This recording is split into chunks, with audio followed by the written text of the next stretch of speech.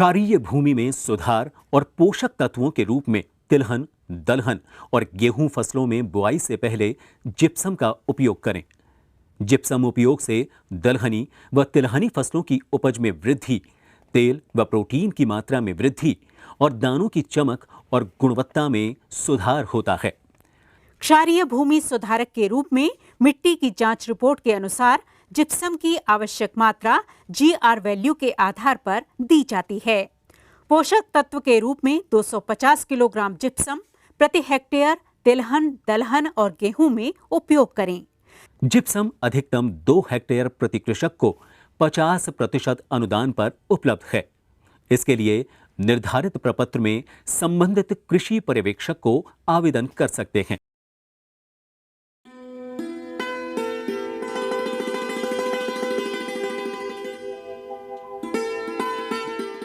अधिक पैदावार लेने के लिए किसान भाई उन्नत बीज और खाद का उपयोग करते हैं, मेहनत भी पूरी करते हैं। इतना सब करने के बाद भी कई किसान भाइयों को अच्छा उत्पादन नहीं मिल पाता है। कारण है उनके खेत की भूमि का क्षारीय होना। क्षारीय भूमि का पीएच मान 8.5 से अधिक और विनियमशील सोडियम की मात्रा 15% से अधिक होती है। इसमें पानी को सोखने की क्षमता कम होती है। इस प्रकार की मृदा सूखने पर सीमेंट की तरह कठोर हो जाती है और इसमें दरारें पड़ जाती हैं। इस भूमि में पोषक तत्व उपलब्ध होने के बावजूद फसल को नहीं मिल पाते हैं। ऐसी मिट्टी में जिप्सम मिलाने से उसकी भौतिक दशा सुधारी जा सकती है। इससे खेत के रासायनिक और जैविक गुणों में सुधार आता है और भूमि की जल धारण क्षमता बढ़ती है। जिप्सम के उपयोग से मिट्टी में घुलनशील कैल्शियम की मात्रा बढ़ती है। यह कैल्शियम क्षारीय गुणों के लिए जिम्मेदार अधिशोषित सोडियम को घोलकर अपना स्थान बना लेती है, जिससे मृदा का पीएच मान कम हो जाता है और भूमि में आवश्यक पोषक तत्वों की उपलब्धता बढ़ जाती है। भूमि सुधार के लिए अपने खेत की मृदा का परीक्षण कराकर सिफारिश अनुसार जिप्सम डालना चाहिए। साधारणतया भूमि सुधार हेतु जिप्सम की 3 से 5 मीट्रिक टन मात्रा प्रति हेक्टेयर काम मिली जाती है।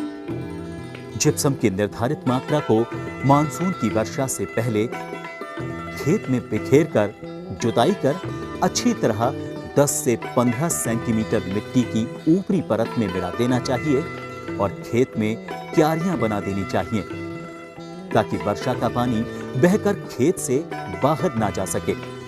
खेत में जिप्सम मिलाने के बाद 1 या 2 अच्छी वर्षा होने के बाद ढेंचा फसल की बुवाई कर देनी चाहिए। ढेंचा की बुवाई के लिए 60 किलो बीज प्रति हेक्टेयर पर्याप्त रहता है। ढेंचा की फसल 40 से 45 दिन की हो जाए या फूल आने से पहले मिट्टी पलटने वाले हल या हैरो चलाकर मिट्टी में 15 से 20 सेंटीमीटर गहराई में मिला देना चाहिए। इससे मृदा का पीएच मान कम होगा और क्षारीयता की समस्या हमारी भूमि से समाप्त हो जाएगी। खेत की जल धारण क्षमता बढ़ेगी तो सूक्ष्म जीवों की क्रियाशीलता बढ़ेगी, जिससे फसलों को सूक्ष्म पोषक तत्वों की उपलब्धता में वृद्धि होगी। परिणाम स्वरूप आगे आने वाले समय में हमारे खेतों में फसलें न सिर्फ लहलहाएंगी बल्कि उत्पाद की मात्रा और गुणवत्ता दोनों में बढ़ोतरी होगी। इससे हमारे किसानों के साथ साथ प्रदेश की आर्थिक स्थिति भी सुदृढ़ होगी।